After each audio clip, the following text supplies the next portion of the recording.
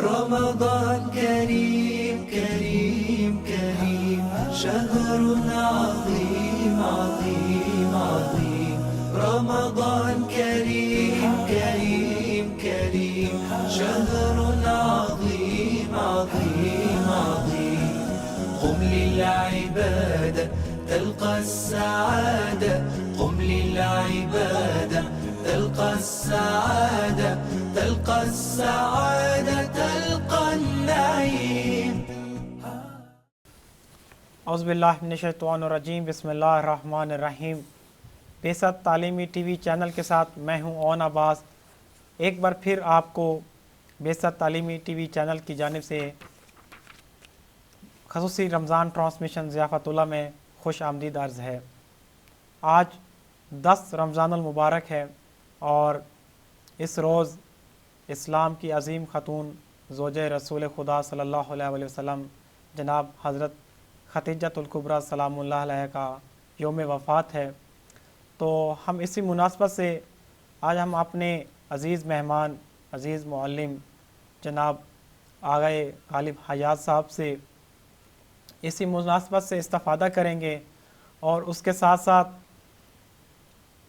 عورت کا اسلام میں مقام کیا ہے اور آج یورپ عورت کو کس نگاہ سے دیکھ رہا ہے، اس کے ساتھ ساتھ قرآن ہمیں کون سے نمونے پیش کرتا ہے سماج کے لیے عورتوں کے لیے، تو انشاءاللہ ہم اپنے مختصر وقت میں جو ہمارے پاس وقت ہوتا ہے تو ہم کوشش کریں گے کہ زیادہ سے زیادہ اپنے عزیز مہمان کی خدمت میں سوالات رکھیں اور ان کے جوابات سے آشنا ہو سکیں، کیونکہ یہ بہت ہی اہم موضوع ہے، خصوصاً آج یورپ جو عورت کو استعمال کر رہا ہے۔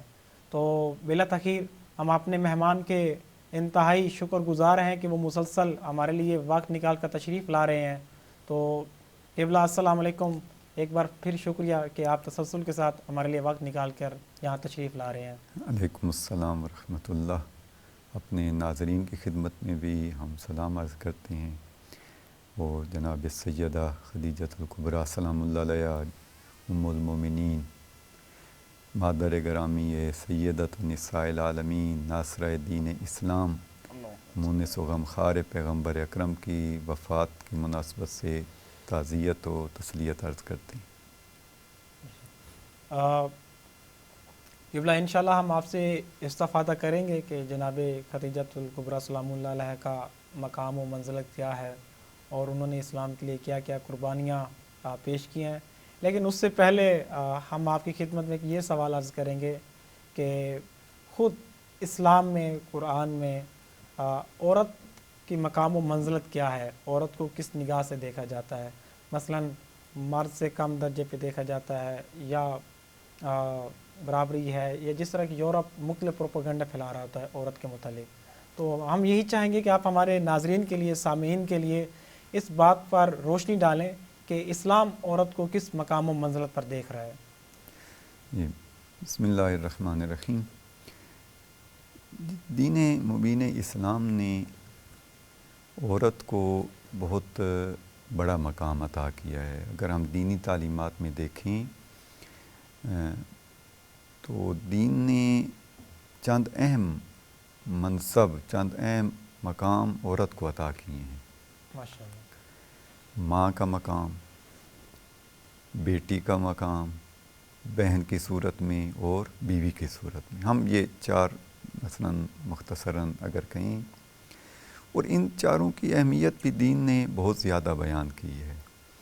مثلاً خود ماں کی فضیلت کس طرح سے دین نے بیان کی ہے، الجنت تحت اقدام الامہات، اور بہت سارے روایات اور ہیں والدین کے حوالے سے قرآن مجید نے کیا اہمیت بیان کی ہے۔ اب یہاں پر وہ کیونکہ زیادہ وقت نہیں ہے ہم اس تفصیل میں نہیں جاتے، مختصراً صرف خود بیٹی کا دیکھیں، پیغمبر خدا صلی اللہ علیہ وسلم جس معاشرے میں تشریف لائے وہاں پر بیٹیوں کو زندہ درگور کیا جاتا تھا، لیکن پیغمبر خدا اپنی بیٹی کو اٹھ کر استقبال کرتے ہیں، جناب سیدہ کو وہاں بٹھاتے ہیں جیسے جہاں پر خود بیٹھتے تھے۔ واہ واہ واہ۔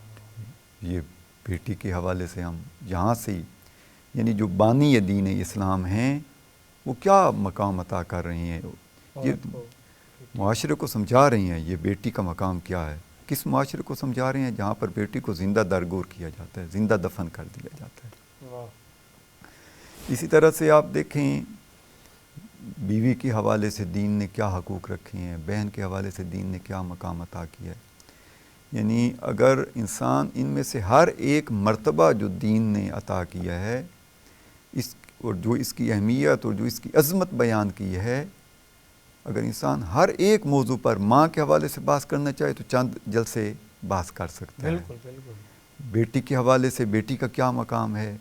مثلا آپ دیکھیں بیٹی رحمت خدا ہے. کیا کہا گیا کہ بیٹی رحمت خدا ہے.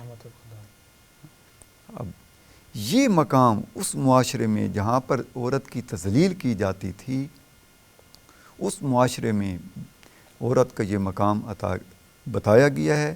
اور پھر وہ جو انی جاعل فی الارض خلیفہ اور یہ سارے جو مقامات ہیں دین نے بیان کیے ہیں، عورت کو بھی مقام و مرتبے میں کسی حوالے سے بھی، مثلا اگر انسان یہ نہیں ہے کہ انسان نے خاک سے نکل کر خدا تک جانا ہے تو یہ فقط مرد کے لیے نہیں ہے، یہ مقام معنوی کس کے لیے ہے؟ سب کے لیے، سب کے لیے بھی ہے. بے شک.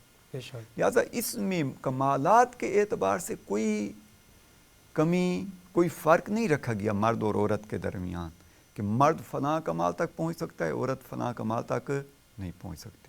لیکن یہی انشاءاللہ آگے چل کر ہم بیان کریں گے.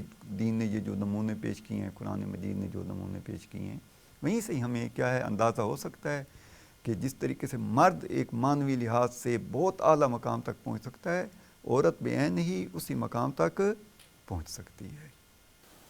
بہت شکریہ قبلہ آپ کا. قبلہ اس بات پہ بھی روشنی ڈالیے کہ اسلام نے تو عورت کو یہ مقام و منزلت دیا ہے، اس کے برعکس یورپ عورت کو کس نگاہ سے دیکھ رہا ہے، کس تصور سے دیکھتا ہے، اور وہ عورت کو کس جہت میں لے کے جا رہا ہے، اور کن وجوہات کی بنا پر ہماری مشرقی عورتیں بھی مغربی عورتوں کی زد میں آ رہی ہیں. جی ہاں، یہ آج جو پراپوگنڈا کیا جا رہا ہے، ظاہری طور پر اس غربی تمدن اور غربی تہذیب میں کہا گیا ہے کہ عورت کو آزادی دی گئی ہے، اور ایسے نعرے لگائے جاتے ہیں جس سے عورتوں کو اپنے اندر یہ تہذیب جذب کر رہی ہے. اور ادھر سے پراپوگنڈا کیا جاتا ہے کہ اسلام نے عورتوں کے اوپر پابندیاں لگائی ہوئی ہیں. اب اس کا اثر ہوا ہے آخر کہ اسلام کو عورت کے لحاظ سے ایک اور جہت سے دیکھا جا رہا ہے، اور غرب کو بڑا یعنی عورت کا ہمدرد سمجھا جا رہا ہے. لیکن اگر ہم دیکھیں تو حقیقت یہ نہیں ہے. ظاہر یہی ہے جو وہ پیش کر رہے ہیں کہ عورت کو آزادی کے نام پر اپنے اندر جذب کر رہے ہیں، آزادی نسواں کا نعرہ لگایا جا رہا ہے. ظاہر یہ ہے، لیکن اس کے پیچھے حقیقت کچھ اور ہے. یہ ظاہری طور پر عورت کی آزادی ہے، لیکن اگر ہم دیکھیں حقیقت میں دقت کے ساتھ اس کے پیچھے جائیں تو یہ آج کی جو ماڈرن جاہلیت ہے، ماڈرن جاہلیت، یہ آج کی جدید جاہلیت، یہ اس سے زیادہ عورت پر ظلم کر رہی ہے جو وہ زمانہ جاہلیت تھا آج سے 1400 سال پہلے. اگر ہم اس کی تہ میں جائیں تو آج عورت کی آزادی کا نعرہ لگایا گیا ہے، لیکن یہ نعرہ کس خاطر لگایا گیا ہے؟ ان کا مفاد یہ تھا. آج دو نظام یورپ میں زیادہ کام کر رہے ہیں. ایک کیپٹلزم، سرمایہ داری کا نظام اقتصادی طور پر، اور دوسرا لبرلزم کا ایک آزادی کا نعرہ لگایا گیا ہے. خوب کیپٹلزم، جب یہ سرمایہ داری نظام آیا، صنعتی انقلاب آیا یورپ کے اندر، کارخانے لگے، تو اب یہاں پر ان سرمایہ داروں کو مزدوروں کی ضرورت تھی. ایک صنعتی انقلاب آیا نا، افرادی قوت کی ضرورت تھی. اب مرد جو ہیں یہ کم مزدوری پر کام نہیں کرتے. ایک طرف سے تو وہ افرادی قوت پوری کرنی تھی، دوسری طرف سے سستا لیبر چاہیے تھا، سستا مزدور چاہیے تھا ان سرمایہ داروں کو۔ وہ اس کے لیے راہ حل کیا ڈھونڈا گیا؟ اگر آپ پہلے جائیں، عورت غرب میں بھی، یورپ میں بھی عورت یہ نہیں تھی، عورت ایک گھریلو خاتون ہوتی تھی، ٹھیک ہے وہ باہر بھی نکلتی تھی سارا کام، لیکن یہ عریانیت یہ سارا کچھ وہاں نہیں تھا۔ یہ کچھ عرصہ پہلے کی بات ہے کہ یہ سارا کچھ ہوا ہے۔ اب وہ صنعتی انقلاب آیا، سستا لیبر چاہیے تھا، سستا مزدور چاہیے تھا، خوب اس کے لیے آزادی نسواں کا نعرہ لگایا گیا۔ خوب عورتوں کو گھر سے نکالو، سارا کچھ کرو۔ خوب وہی مرد جو مہنگا مزدور تھا اور مہنگا کام کرتا تھا، عورت کو اس سے نصف یا اس سے بھی کیا ہے کم اجرت پر اپنے کاروباروں اپنے کارخانوں میں کام کرواتے تھے۔ خوب ایک جہت یہ تھی۔ اب اس پر اچھی طول و تفصیل سے بات ہو سکتی ہے، لیکن ہم وہ اس میں نہیں۔ اختصار کے ساتھ۔ ہاں جی۔ دوسرا کیا تھا؟ لبرلزم کا نظام۔ خوب اس میں شہوت رانی کو کیا کرنا تھا؟ تسکین پہ پہنچانا تھا۔ خوب ایک طرف سے سرمایہ دار نے وہ کام کیا، ایک طرف سے لبرلزم کے نام پر عورت کو باہر نکالا گیا، اسے عریان کیا گیا۔ آزادی کے نام پر عورت کو عریان کیا گیا۔ آزادی کیا ہے؟ یعنی آزادی کے نام پر عریانیت۔ اب مجھے بتائیں، وہ عورت جو گھر میں بیٹھ کر ایک گھر کی سربراہ ہو کر ایک گھر میں بہترین بچوں کی تربیت کر رہی ہوتی تھی، سارا کچھ کر رہی ہوتی تھی، اس کو گھر سے نکالا اور پروڈکٹ بنا دیا۔ خوب ابھی آپ دیکھیں نا، ایک 10 روپے کی چیز بھی بیچنی ہو، اس پر بھی عورت کی تصویر لگاتے ہیں۔ خوب عورت کو یہ مقام تھا، خدا نے یہ مقام دیا ہے عورت کو کہ ایک 5 روپے کی چیز بیچنی ہے، اس پر عورت کی تصویر لگاؤ۔ یعنی یہ کون سی آزادی ہے؟ اس کے پیچھے کون سا مقام و مرتبہ عورت کو دیا گیا ہے؟ بالکل۔ بس مشکل یہ ہے، اس کی تہ میں جائیں اور بہت ایسی خرابیاں ہیں جس وجہ سے خوب آج گھریلو نظام تباہ ہو گیا اس کے نتیجے میں یورپ کے اندر۔ ابھی خود ان کی چیخیں بلند ہو رہی ہیں کہ اپنے گھر کو بچاؤ۔ آج ان کے بچے، آج آپ دیکھتے ہیں سکول میں ایک بچہ آتا ہے، فائرنگ کر کے کیا ہے اپنے استاد کو بھی مار دیتا ہے، اپنے دوستوں کو بھی مار دیتا ہے۔ یہ ایک عام واقعات ہیں۔ کیوں یہ واقعات رونما ہو رہی ہیں؟ وہ عورت جس نے گھر میں بچے کی تربیت کرنی تھی، اسلام نے عورت پر پابندی نہیں لگائی کہ وہ گھر میں بیٹھے، اسلام یہ چاہتا بھی نہیں ہے۔ خوب اسلام نے عورت کو آزادی دی ہے، جا سکتی ہے باہر، کام بھی کر سکتی ہے، سارا کچھ، لیکن ان حدود کے اندر رہ کر۔ ٹھیک، لیکن آج آپ دیکھ لیں یورپ کے اندر کیا مشکلات وجود میں آ رہی ہیں اور ابھی اور آئیں گی۔ لہٰذا یہ ظاہری چمک دمک ظاہر کچھ اور ہے، اس کے پیچھے کچھ اور ہے۔ اس کے پیچھے وہ کیپیٹلزم اور اس کے پیچھے وہ لبرلزم ہے جس نے آج عورت کو وہ ظاہری طور پر آزادی کا نعرہ دے کر اپنے اندر جذب کیا ہے، لیکن آج وہ معاشرہ تباہی کی طرف جا رہا ہے۔ ٹھیک ہے، بہت شکریہ قبلہ۔ آج یقیناً یہ موضوع اپنے اندر اور بھی بہت گہرائی رکھتا ہے، کیونکہ بہت سارے اس کے اوپر یعنی اس موضوع پہ مجہولات ہیں، خصوصاً ہماری خواتین کے بھی، اور ان میں سے خواتین کا وہ طبقہ جو یونیورسٹی میں پڑھتے ہیں، یعنی گاؤں سے آتی ہیں اور کچھ نہ کچھ وہ مذہبی رجحان رکھتے ہیں، تو ان کے لیے بہت سارے مجہولات قائم ہو جاتے ہیں اذہان میں۔ تو انشاءاللہ ہم کسی اور فرصت میں آپ سے اس تفصیلی انداز سے اس موضوع سے استفادہ کریں گے۔ یہ تفصیلی بات ہے۔ بالکل۔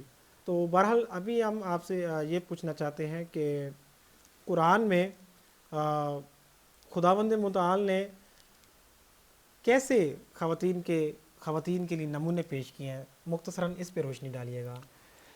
جی ہاں، قرآن مجید نے ایک جو کام کیا ہے نا، اسوجات معرفی کروائے ہیں کہ کون سی ہستیاں تمہارے لیے اسوہ ہیں، قابل عمل ہیں، قابل نمونہ ہیں، جن کو دیکھ کر تم اپنی زندگی کا کردار بناؤ۔ رسول خدا صلی اللہ علیہ وسلم کو اسوہ قرار دیا گیا ہے، جناب ابراہیم علیہ السلام کو اسوہ قرار دیا گیا ہے۔ اسی طرح خواتین کے بھی نمونے ذکر کیے ہیں قرآن مجید نے۔ سورہ تحریم، اس کے اندر چند نمونے ذکر کیے ہیں قرآن مجید نے۔ سورہ پارہ نمبر 28، اس کی آخری سورہ تحریم، اس کے اندر آیت نمبر 10 اور 11 میں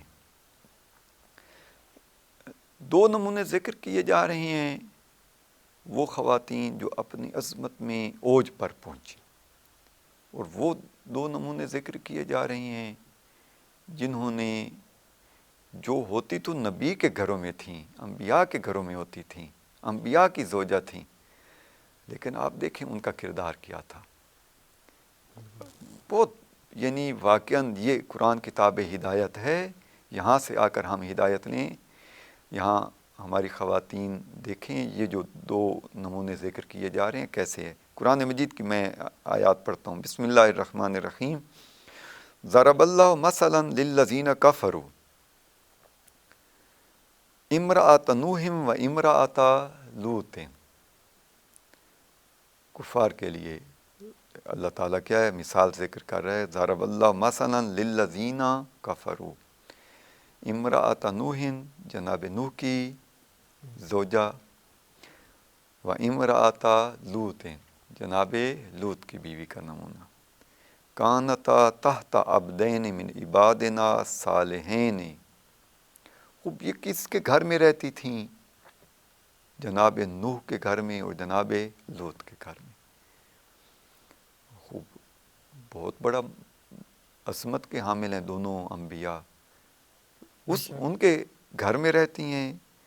کانت تحت عبدین من عبادنا صالحین، جو صالح ہیں، فخانتاہما فلم یغنیا عنہما من اللہ شیئا وقیل ادخلا النار مع الداخلین۔ خوب، لیکن انہوں نے خیانت کی، انہوں نے وہ کردار اس جو نبوت کے گھرانے کے قابل تھا، جو اس عظمت کے مطابق ہونا چاہیے تھا، وہ کردار اس عظمت کے مطابق نہیں اپنایا، وہ عظیم کردار نہیں اپنایا جس صالح خاندان میں رہتی تھی۔ خوب، اب یہ دیکھیں کس گھر میں رہ رہی ہیں، لیکن کردار کیا ہے، یہ وہ 2 خواتین ہیں۔ لیکن اس کے برعکس جو نمونہ پیش کیا ہے جناب آسیہ کا، جو فرعون کے گھر رہتی ہیں۔ اب آپ توجہ کریں، ایک خاتون نبی کے گھر رہتے ہوئے کیا کردار بنا رہی ہے، ایک خاتون فرعون جو اپنے آپ کو انا ربکم الاعلی کہتا ہے، جو خود اپنی ربوبیت کا دعوے دار ہے، اس کے گھر میں رہتے ہوئے ایک خاتون کا کیا کردار ہے۔ قرآن مجید اس خاتون کو کس کے لیے نمونہ کے طور پر ذکر کرتا ہے؟ وَضَرَبَ اللَّهُ مَثَلًا لِلَّذِينَ آمَنُوا، وہ جو صاحبان ایمان ہیں، خدا ان کے لیے ایک نمونہ ذکر کر رہا ہے، صاحبان ایمان کے لیے۔ خوب، امرأۃ فرعون، فرعون کی بیوی کا، فرعون کی زوجہ کا۔ اذ قالت رب ابن لی عندک بیتا فی الجنہ، خدایا میرے لیے تو گھر بنا جنت میں، ونجنی من فرعون، مجھے فرعون سے، مجھے اس طاغوت سے نجات دے، وعملہ، اور اس کے کردار سے مجھے نجات دے، ونجنی من القوم الظالمین، مجھے اس ظالم قوم سے نجات دے۔ وہ جو ربوبیت کا دعویٰ کر رہا ہے، اس میں اتنی مومنہ خاتون کہ قرآن اس کا ذکر کر رہا ہے اور اس کو نمونہ بنا رہا ہے، کس کے لیے؟ مومنین کے لیے۔ اور دوسری ومریم ابنۃ عمران، جناب مریم کا نمونہ قرآن مجید پیش کر، التی احسنت فرجہا فنفخنا فیہ من روحنا وصدقت بکلمات ربہا وکتبہ وکانت من القانتین۔ اب یہ تفصیل طلب باتیں، اب دیکھیں جناب مریم کس کردار کی حامل بنی، کہ خدا کیا فرمائے، فنفخنا فیہا من روحنا، التی احسنت فرجہا، جو عفیف تھیں، پاکیزہ تھیں، ٹھیک، جس کے اندر خداوند متعال فرماتا ہے ہم نے اپنی روح کو پھونکا، جناب عیسیٰ ابن مریم بغیر والد کے پیدا ہوئے۔ ٹھیک، کس مقام پر ایک خاتون پہنچتی ہے، یہ 2 نمونے آپ توجہ کریں۔ آج کی عورت کے لیے خوب کون کردار بننا چاہیے، کون نمونہ عمل ہونا چاہیے؟ آیا امرات نوح و امرات لوط وہ، یا زوجہ فرعون جناب آسیہ، کہ جو ایک ظالم کے گھر میں رہتے ہوئے، ایک طاغوت کے گھر میں رہتے ہوئے کس ایمان کے مرتبے پر جا پہنچتی ہیں کہ قرآن ان کا ذکر کر رہا ہے، اور جناب مریم جیسی پاکیزہ ہستی۔ اب آج ہم جناب خدیجۃ الکبریٰ سلام اللہ علیہا کی وفات کی مناسبت سے یہ گفتگو کر رہی ہیں۔ آج کی خاتون کو کون سا آئیڈیل بنانا چاہیے؟ یہیں سے ہم بات آئیڈیل کی ہو رہی ہے، نمونہ کی ہو رہی ہے۔ کون سی ہستی؟ آج یہ جو غرب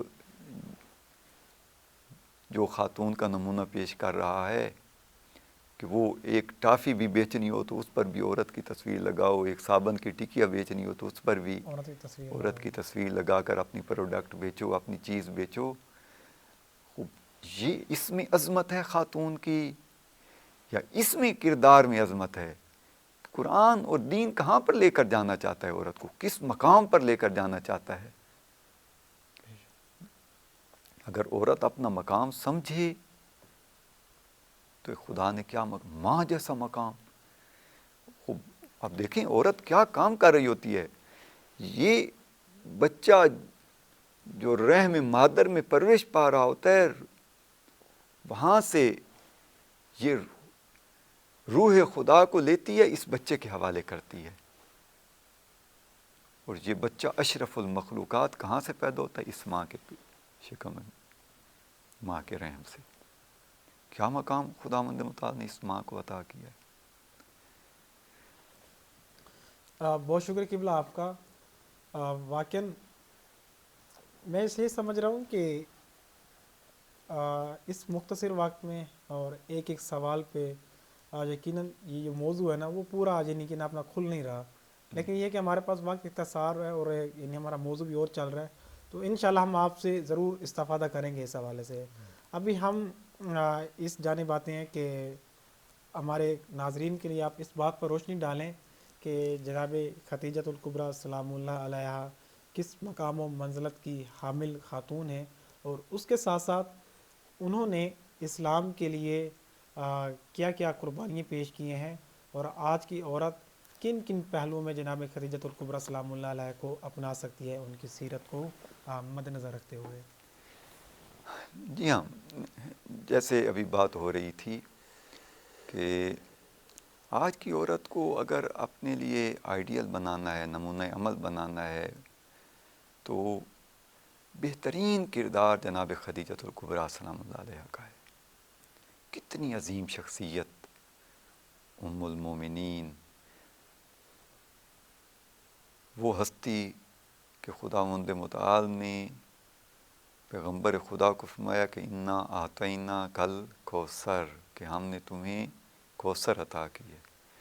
والدہ گرامی سیدۃ النساء العالمین، اس ہستی کی والدہ کہ کتنی باعظمت بیٹی خداوند متعال نے جناب خدیجۃ الکبریٰ سے جناب رسول خدا کو عطا فرمائی۔ بہت عظیم کردار ہے۔ اگر ہم دیکھیں زمانہ جاہلیت، ابھی پیغمبر خدا صلی اللہ علیہ وآلہ وسلم مبعوث نہیں ہوئے، اس زمانے میں وہاں سے اگر ہم بات کو شروع کریں، جناب خدیجہ کی عظمت کو درک کرنا ہو، ان کی بصیرت کو درک کرنا ہو، ان کی شخصیت کو دیکھنا ہو، وہاں سے دیکھیں۔ خوب اس زمانے میں مالدار لوگ تو بہت زیادہ تھے مکہ کے اندر۔ جناب خدیجۃ الکبریٰ بھی ملکۃ العرب کہلاتی تھی، مال و دولت میں فراوانی تھی، نوکر چاکر سب کچھ موجود تھے۔ جناب خدیجۃ الکبریٰ کے پاس کسی چیز کی کمی نہیں تھی۔ بڑے سے بڑا رشتہ وہاں پر مکہ میں جناب خدیجۃ الکبریٰ سلام اللہ علیہ کے لیے موجود تھا، لیکن جناب خدیجۃ الکبریٰ کے نزدیک انتخاب کہ اپنے ہمسر، اپنا شوہر کس کو انتخاب کرنا ہے، اس میں کیا معیارات مد نظر رکھے جناب خدیجۃ الکبریٰ نے؟ آیا مال و دولت کو مد نظر رکھا؟ آیا اس ٹھاٹ پاٹ کو، ظاہری چمک دمک کو، کہ اس کے پاس کوٹھیاں، کاریں، بنگلے، فلاں فلاں، اس زمانے میں گھوڑے، اونٹ، یہ سارا کچھ ہے، خوب پیغمبر خدا کی کیا حالت تھی؟ یتیم تھے، چچا کے ہاں پرورش پائی. خوب ایک تجارتی قافلہ جناب خدیجہ کے اموال کا لے کر گئے. واپسی پر غلام نے جناب خدیجہ کو بتایا کہ جناب رسول خدا کے بارے میں کہ ان کا کردار کیا ہے. خوب خود ویسے بھی جناب پیغمبر خدا قبل از بعثت صادق اور امین کے حوالے سے پہچانے جاتے تھے معاشرے میں مکہ کے اندر. خوب ان سب جو معیارات تھے جو اس زمانے میں پائے جاتے تھے، مال و دولت و ثروت و فلان اور فلان، ان سب کو ٹھکرایا جناب خدیجۃ الکبریٰ نے. واہ اور ماشاء اللہ. اور کس رشتے کا انتخاب کیا، کس ہستی کا انتخاب کیا. بہت پیارا تاریخ میں یہ چیز ذکر ہوئی ہے کہ کس طریقے سے پیغام بھجوایا گیا رسول خدا کی طرف کہ آپ میرے لیے خواستگاری کریں، اپنے چچا جی کو بھیجیں میرے والد کی طرف، خواستگاری کریں، میرے لیے رشتہ مانگیں. بہت واقعاً تاریخ کے اندر وہ الفاظ عجیب ہیں. بس یہاں سے ہم دیکھیں جناب اس خدیجۃ الکبریٰ کے ہاں معیار کیا ہے، وہ ارزشیں، وہ اقدار، وہ ویلیوز کیا ہیں. یہ نمونہ عمل ہے. جناب خدیجۃ الکبریٰ اس وقت معاشرے کے اندر ایسے امیر کبیر رہتے تھے کہ جو متمنی تھے جناب خدیجۃ الکبریٰ کے رشتے کے، لیکن جناب خدیجہ نے ان سب کو ٹھکرا کر جناب رسول خدا کا انتخاب کیا. حالانکہ اس وقت یہ نہیں تھا کہ بعثت مبعوث ہو چکے تھے پیغمبر خدا. اس وقت اس فرد معاشرے کے کیا ہے، ایک فرد تھے، کوئی وہ نہیں تھا کہ یہ رسول ہیں، کوئی اتنا بڑا منصب ان کو میسر آنے والا ہے. فقط کردار کو دیکھ کر جناب خدیجۃ الکبریٰ نے رسول خدا کا انتخاب کیا. اور پھر آپ دیکھیں خوب جب رسول خدا مبعوث ہوتے ہیں نبوت کے اوپر اور آ کر گھر میں بتاتے ہیں جناب خدیجۃ الکبریٰ کو، یہاں سے بصیرت دیکھیں جناب خدیجۃ الکبریٰ کا کہ فوراً ایمان لے کر آتی ہیں رسول خدا پر. واہ واہ سبحان اللہ. وہ مکہ کا معاشرہ جہاں پر رسول خدا نے 13 سال زندگی بسر کی بعثت کے بعد، جو 40 سال پہلے بھی بعثت سے پہلے بھی پیغمبر خدا کا کردار دیکھ چکے ہیں اور 13 سال بعثت کے بعد بھی پیغمبر خدا کا کردار دیکھ رہے ہیں. کتنی مشکلات کا سامنا کرنا پڑ رہا ہے پیغمبر خدا کو وہاں پر دین پھیلانے کے لیے، دین کا پیغام دینے کے لیے. لیکن یہ وہ ہستی ہے کہ جس کو آ کر رسول خدا نے آ کر بتایا ہے، فوراً ایمان لے کر آتی ہیں. واہ سبحان اللہ. امیر المومنین علیہ السلام بھی اپنے ایک خطبہ میں نہج البلاغہ کے اندر فرماتے ہیں کہ اس وقت دین اسلام رسول خدا کے گھر کے اندر، جناب خدیجہ کے گھر کے اندر تک محدود تھا. کون اس وقت ایمان لے کر آئے تھے؟ رسول خدا نے سب سے پہلے جن تک پیغام پہنچایا تھا جناب خدیجۃ الکبریٰ اور امیر المومنین علی ابن ابی طالب. 3 تھے جو اس وقت دین مبین اسلام پر کیا تھے، ابتداءً سب سے پہلے یہ 3 ہستیاں دین مبین اسلام سے اپنے قلوب کو منور کر چکی تھی. ماشاءاللہ. پھر اس کے بعد جو مشکلات کا دور شروع ہوتا ہے، یہاں پر جناب خدیجہ کی استقامت، جناب خدیجہ کا صبر قابل مثال ہے. کن مشکلات اور سختیوں میں جناب خدیجہ نے ساتھ دیا. وہ جو ملکۃ العرب ہیں، اپنا سارا مال جناب رسول خدا صلی اللہ علیہ وآلہ وسلم کے خدمت میں پیش کر دیا. آپ اس سے اپنے دین کی تبلیغ کریں، دین مبین اسلام کی تبلیغ کریں. وہ سارا مال کہاں پر خرچ ہوا؟ دین مبین اسلام کی تبلیغ کے لیے خرچ ہو رہا ہے. اور پھر مظلومیت دیکھیں، یہی قریش مکہ، کفار مکہ، انہوں نے بائیکاٹ کیا اقتصادی جناب رسول خدا کا. 3 سال تک پیغمبر خدا کو شیب ابی طالب میں رہنا پڑا. وہ جو ملکۃ العرب تھیں، کیا حالت تھی اس ملکۃ العرب کی، اس شیب ابی طالب میں؟ کھانا تک میسر نہیں ہوتا تھا، غذا تک میسر نہیں ہوتی تھی. لیکن جناب رسول خدا کا ساتھ چھوڑا نہیں. کیوں؟ ایک ہدف بلند تھا، ایک مقصد بلند تھا. ساری قربانیاں دے رہی ہیں جناب خدیجۃ الکبریٰ. لہٰذا اسی وجہ سے وہ مقام جو جناب خدیجۃ الکبریٰ کا پیغمبر خدا صلی اللہ علیہ وآلہ وسلم کی نگاہوں میں ہے، کسی اور زوجہ کا نہیں ہے. اور خدا کے ہاں جناب خدیجۃ الکبریٰ کا کیا مقام ہے، یہ ہم احادیث سے کیا ہے استفادہ کر سکتے ہیں.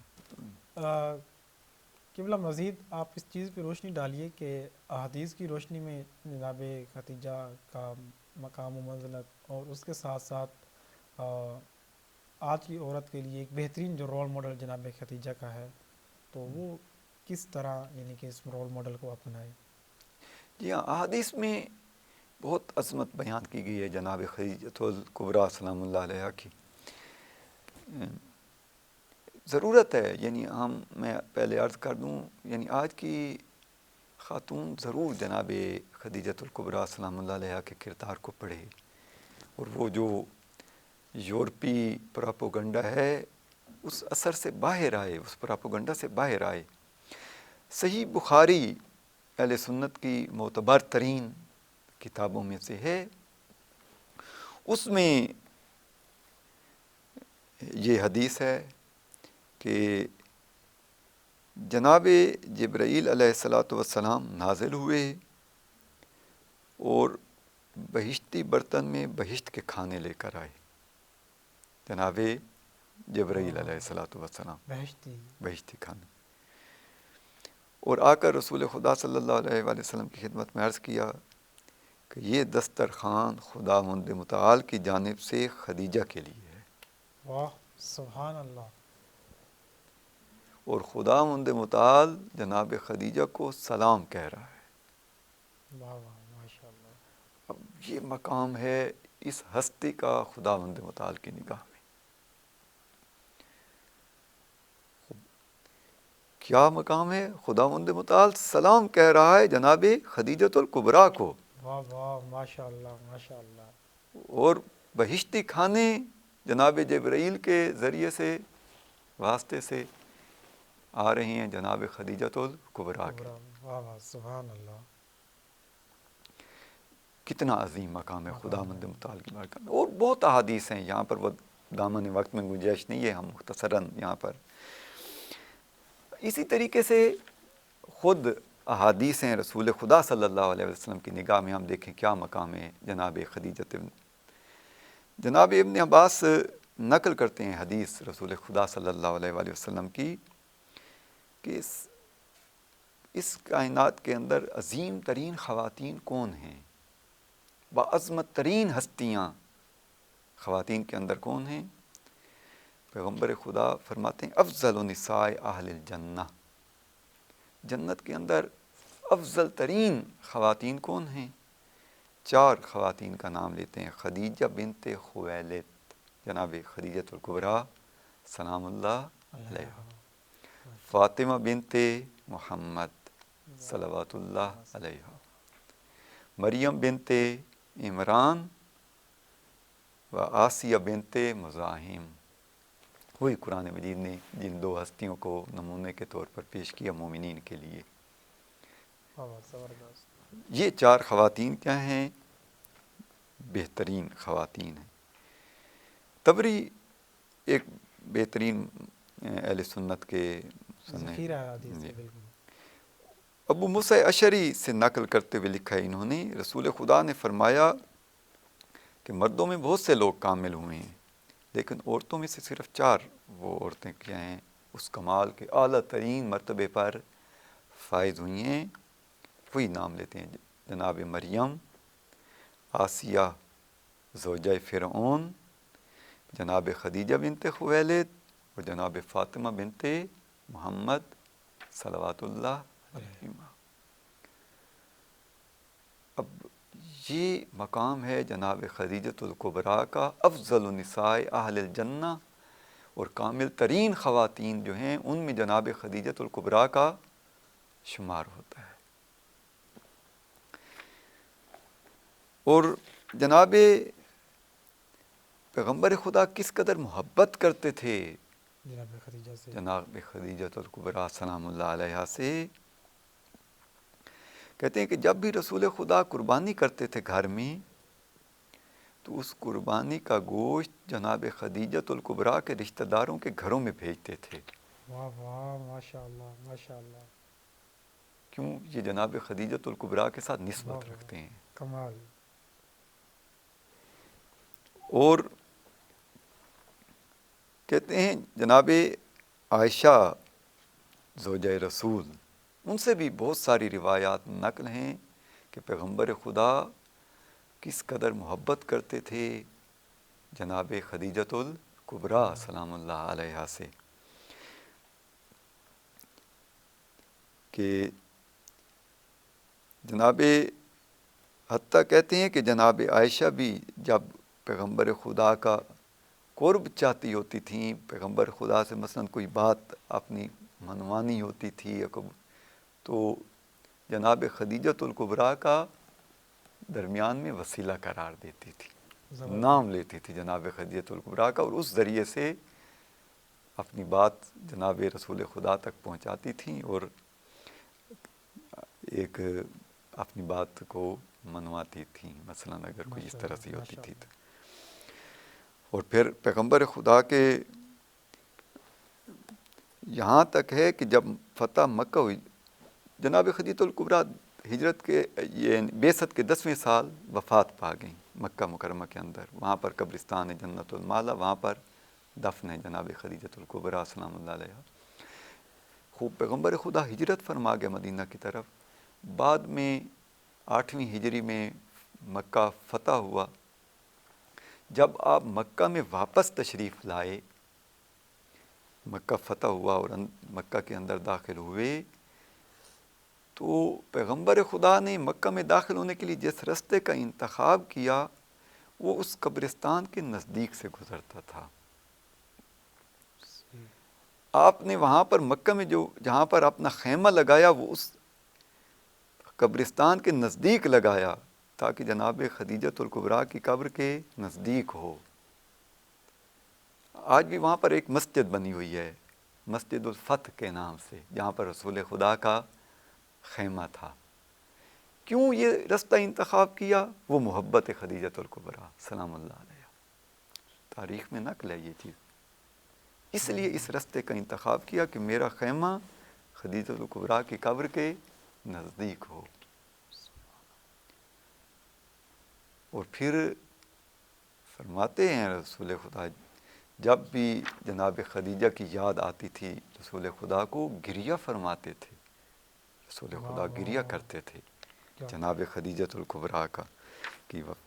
اور پھر فرماتے تھے این مثل خدیجہ، خدیجہ جیسی کہاں ہیں. یعنی بہت ہم تصور ہی نہیں کر سکتے واقعاً، یعنی تصور سے باہر ہے یعنی جو انسانی مقام تصور اور سے. منزلت پیغمبر خدا صلی اللہ علیہ وآلہ وسلم کے یہاں ہے اور خداوند متعال کی بارگاہ میں ہے. میں یہاں پر صحیح بخاری سے ایک اور حدیث جو جناب عائشہ سے ہی نقل ہے، کہتے ہیں کہ جناب عائشہ زوجۃ الرسول نقل کرتی ہیں کہ میں نے حضرت خدیجہ سے زیادہ کسی سے رشک نہیں کیا، کیونکہ پیغمبر اکرم انہیں بہت زیادہ یاد کرتے تھے. جناب خدیجہ کو بہت زیادہ یاد کرتے تھے اور ان پر درود بھیجتے تھے. جناب رسول خدا کن پر درود بھیجتے تھے؟ جناب خدیجۃ الکبریٰ سلام اللہ علیہا. خوب جناب عائشہ کہتی ہیں کہ میں نے رسول خدا کی خدمت میں ایک دن عرض کیا کہ قریش کی بوڑھی عورتوں میں سے ایک بوڑھی عورت کو آپ کیوں اس قدر یاد کرتے ہیں جبکہ وہ وفات پا گئی ہیں اور ان کو کوئی نشانی بھی باقی نہیں ہے اور خدا نے ان کو آپ سے بہتر زوجہ نصیب کی ہے. تو کہتی ہیں کہ جب میں نے یہ بات کی، صحیح بخاری کے اندر یہ حدیث ہے، کہتے ہیں کہ جب میں نے یہ بات کی تو رسول خدا کا چہرہ متغیر ہو گیا، تبدیل ہو گیا. اور رحمت للعالمین نبی کا چہرہ متغیر ہو گیا. جیسے نزول وحی کے وقت متغیر ہوتا تھا. یہ اب جناب عائشہ ذکر کر رہی ہیں. آپ نے فرمایا نہیں، ہرگز نہیں، خداوند متعال نے ان سے بہتر زوجہ مجھے عطا نہیں کی. واہ واہ، سبحان اللہ، سبحان اللہ. اور پھر فرمایا جس وقت لوگ میرا انکار کرتے تھے اس وقت وہ مجھ پر ایمان لے کر آئے. ایمان لے آئے. کیا کہنے، واہ ماشاء اللہ. ٹھیک. اور جس وقت لوگ مجھے جھٹلا رہے تھے اس وقت انہوں نے میری تصدیق کی. واہ. اور جس وقت اپنے پاس سے مجھے دور کر رہے تھے لوگ، مجھے قریب اپنے نہیں آنے دیتے تھے، اس وقت انہوں نے اپنے مال سے میری مدد کی. جناب خدیجۃ الکبریٰ نے اپنا سارا مال دے دیا. سارا مال دے دیا. بے شک بے شک. اور کہتی ہیں کہ خداوند رسول خدا فرماتے ہیں کہ خداوند متعال نے ان سے مجھے بیٹی عطا کی جبکہ دوسری ازواج سے مجھے محروم رکھا. نسل رسول خدا جناب خدیجۃ الکبریٰ سلام اللہ علیہ سے آگے چلے. سبحان اللہ، سبحان اللہ. خوب کس مقام کی حامل ہیں جناب خدیجۃ الکبریٰ سلام اللہ علیہ. یہاں پر میں آخر میں ایک حدیث کو ذکر کر کے اپنی بات کو مکمل کرتا ہوں. بات تو بہت طولانی ہے اور دل بھی کرتا ہے کہ جناب خدیجۃ الکبریٰ کی واقعاً آج بھی مظلوم ہے. جناب خدیجۃ الکبریٰ جس طریقے سے آج ہمارے معاشرے میں جناب خدیجۃ الکبریٰ کا ذکر ہونا چاہیے نہیں ہے ذکر. جس طریقے سے آج رول ماڈل کے طور پر جناب خدیجۃ الکبریٰ کو ہماری ماؤں بہنوں کے سامنے پیش کیا جانا چاہیے نہیں ہے. اگر آج وہ رول ماڈل کے طور پر اس وقت کے طور پر ہم پیش کرتے، آج یورپ کا وہ پراپوگنڈا اتنا اثر انداز نہ ہوتا ہماری ماؤں بہنوں پر، ہماری خواتین پر. زبردست، بالکل قبلہ صاحب ایسے ہی ہیں. خوب. میں آخر میں فقط ایک حدیث ذکر کر دوں کہ جناب خدیجۃ الکبریٰ کی وفات کے بعد جناب فاطمہ زہرا سلام اللہ علیہ بہت گریہ کرتی تھیں ماں کے غم میں. خوب 7 سال کی تھیں جناب فاطمہ الزہرا سلام اللہ علیہ جب جناب خدیجۃ الکبریٰ کی وفات ہوئی. چھوٹی بچی تھیں اس وقت جناب فاطمہ الزہرا سلام اللہ علیہ. خوب بہت یاد کرتی تھی اپنی والدہ گرامی کو اور رسول خدا سے پوچھتی تھیں اے امی، میری ماں کہاں ہے، گریہ کرتے ہوئے. جب رسول خدا سے بھی برداشت نہیں ہوتا تھا جناب زہرا کی یہ پریشانی. جب جناب فاطمہ الزہرا بار بار پوچھتی اے امی، میری والدہ کہاں گئیں، رسول خدا خاموش ہو جاتے، کوئی جواب نہیں دیتے تھے آگے سے. تو ایک دن جناب جبرائیل علیہ السلام نازل ہوئے خداوند متعال کی طرف سے اور عرض کیا کہ آپ کا پروردگار فرماتا ہے کہ جناب فاطمہ الزہرا کو میرا سلام کہیں اور انہیں بتائیں کہ ابھی جناب خدیجۃ الکبریٰ جنت میں اس مقام پر فائز ہیں اور ان کا جنت میں وہ گھر ہے جو ہیرو جواہرات سے بنا ہوا ہے اور اس میں ان کو کوئی پریشانی نہیں ہے اور وہ وہاں پر جناب آسیہ اور جناب مریم کے ہمراہ زندگی بسر کر رہی ہیں. تسلی دی خداوند متعال نے جناب فاطمہ الزہرا کو، وہ جو اپنی ماں کو یاد کر کے بہت روتی تھی. خوب غرض یہ کہ بہت عظیم مقام اور مرتبہ ہے جناب خدیجۃ الکبریٰ کا. اور آج واقعاً ناصرہ دین کا جناب خدیجۃ الکبریٰ ناصرہ دین اسلام ہے، ناصرہ پیغمبر خدا ہیں. بے شک. ہمیں اس ہستی کے کردار کو متعارف کروانا چاہیے. یہ ہمارے کندھوں پر ذمہ داری عائد ہوتی ہے. ہم سب کو یہ جو مومنین کے لیے اسوہ ہیں، اس کردار کو نہ فقط خواتین بلکہ مرد حضرات دیکھیں کہ کس طریقے سے دین خدا میں، خدا کی راہ میں مشکلات کو کس طریقے سے برداشت کیا جاتا ہے اور کس طریقے سے ان کے مقابلے میں استقامت دکھائی جاتی ہے. وہ 10 سال بعثت کے بعد سخت ترین زمانہ تھا پیغمبر خدا کے لیے اور 10 سال میں جناب خدیجۃ الکبریٰ نے کس طریقے سے قربانیاں دیں اور کس طریقے سے ساتھ دیا۔ انشاءاللہ خداوند متعال کی بارگاہ میں دعا ہے کہ خداوند متعال ہمیں بھی اس کردار کو سمجھنے اور اس کردار کے مطابق زندگی بسر کرنے کی توفیق عطا فرمائے۔ انشاءاللہ ہماری ماؤں بہنوں کو بھی اس کردار کو زیادہ سے زیادہ سمجھنے کی توفیق عطا فرمائے، اور آج جو غرب اور یورپ جو پراپوگنڈا کر رہا ہے اس کے مقابلے میں اگر انسان یہ کردار زیادہ سے زیادہ متعارف کروائے تو میں سمجھتا ہوں یہ پراپوگنڈا خود بخود کیا ہے ختم ہو جائے گا۔ کیا کہنا، بہت شکریہ قبلہ آپ کا۔ یقیناً گفتگو اتنی پیاری تھی اور واقعاً جناب خدیجہ سلام اللہ علیہ کو اس طرح پیش ہی نہیں کیا گیا، اور یہ آپ کا بہت اہم نقطہ تھا کہ یورپین پروپیگنڈے کی ایک اہم وجہ ہمارے ان نمونوں کو صحیح طرح پیش نہیں کیا گیا۔ جی ہاں ایسے ہی۔ واقعاً یقیناً ہمارے ناظرین بھی اس سے مستفید ہوئے ہوں گے، اور انشاءاللہ ہم کسی اور فرصت میں اس موضوع پہ اور جناب خدیجہ سلام اللہ علیہ کی سیرت پہ انشاءاللہ آپ سے بھرپور استفادہ کریں گے۔ تو آپ سب کا بہت شکریہ۔ اسی طرح بعثت تعلیمی ٹی وی چینل کے ساتھ جڑے رہیے، اور آپ کے جو بھی سوالات ہیں وہ آپ ہمیں کومنٹ سیکشن میں ضرور ڈالیے، تو انشاءاللہ ہم اپنے سوالات ان معزز علماء کی خدمت تک پہنچائیں گے اور ان کے جوابات ہم آپ کی خدمت تک پہنچائیں گے۔ تو اگلی ٹرانسمیشن کے لیے آپ ہمارے ساتھ جڑے رہیے گا، انشاءاللہ پھر آپ کے ساتھ ہم آپ کی خدمت میں حاضر ہوں گے۔